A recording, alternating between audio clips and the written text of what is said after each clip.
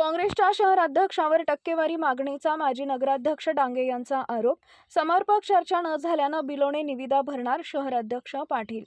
पालिकेतील विरोधी आघाडीचे नेते विजय पाटील यांनी विकास कामांमध्ये आम्हालाही टक्केवारी द्यावी अशी मागणी केल्याचा गंभीर आरोप माजी नगराध्यक्ष रामचंद्र डांगे यांनी केलाय। या आरोपामुळे शहराच्या राजकारणात खळबळ उडाली आहे। डांगे यांनी पत्रकार परिषदेत बोलताना सांगितलंय की आमदार यांच्याकडे विकास निधी संदर्भात चर्चा सुरू असताना विजय पाटील यांनी थेट टक्केवारीची मागणी केली।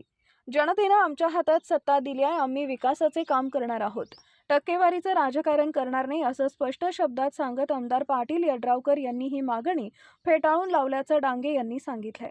डांगे पुढे म्हणाले की शहरातील रस्ते, पाणीपुरवठा, दिवाबत्ती आदी मूलभूत सुविधांसाठी निधी मंजूर करण्याचं काम सुरू आहे।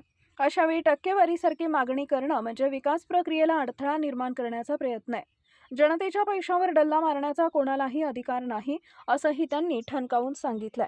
आमदार पाटील यड्रावकर यांनी देखील विकास कामांबाबत कोणती तडजोड केली जाणार नाही असा स्पष्ट संदेश दिल्याचं डांगे यांनी नमूद केलंय।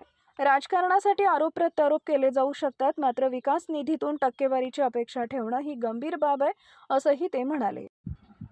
होय, आम्ही आमदारांना भेटण्यासाठी गेलो होतो, मात्र अपेक्षित आणि समर्पक चर्चा झाली नाही। त्यामुळे आम्ही नगरपालिकेतील विकास कामांसाठी कमी दरानं निविदा भरणार असल्याचे काँग्रेसचे शहर अध्यक्ष विजय पाटील यांनी सांगितलं आहे। CK24 न्यूजसाठी कुलदीप कुंभार।